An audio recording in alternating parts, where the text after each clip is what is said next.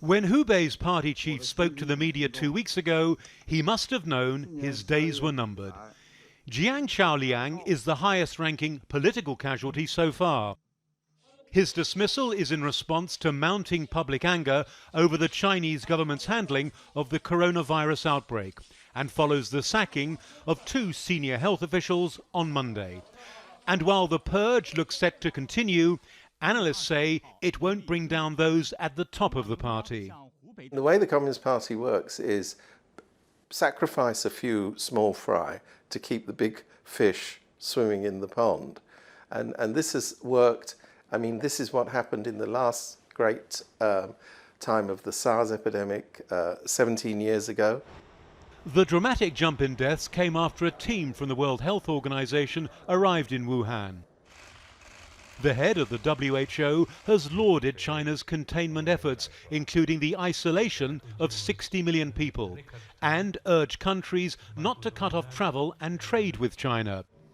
Health officials say the reason for Thursday's sharp rise in death and infections is because the testing criteria has been broadened. Chinese virus experts say the epidemic should peak in China this month before subsiding. What officials don't know, though, are the number of people who've not been tested because they're either unable or unwilling to visit overwhelmed hospitals. The government continues to put out a reassuring message to the outside world that it has this virus under control. In facing it, we have always adopted an open, transparent, and highly responsible attitude, not only for the sake of China, but also for the world at large. State TV is stressing the positive, showing patients who've recovered and gone home. It's all reminiscent of the Mao era, with a mass mobilization of medical workers, volunteers and soldiers. The nation's being encouraged to fight what President Xi Jinping calls a people's war against the devil's virus. And there's another virus his government is trying to contain, growing calls to protect freedom of speech. An online campaign led by academics who are demanding an end to media censorship seems to be gaining momentum.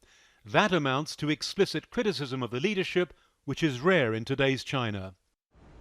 In Hong Kong, as in mainland China, the death of Dr. Li Wenliang has increased that anger. He raised the alarm about the virus 6 weeks ago.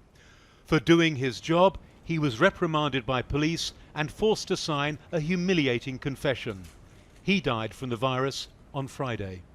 President Xi Jinping has offered condolences to the families of medical workers who've died, but he's yet to publicly mention Dr. Li by name.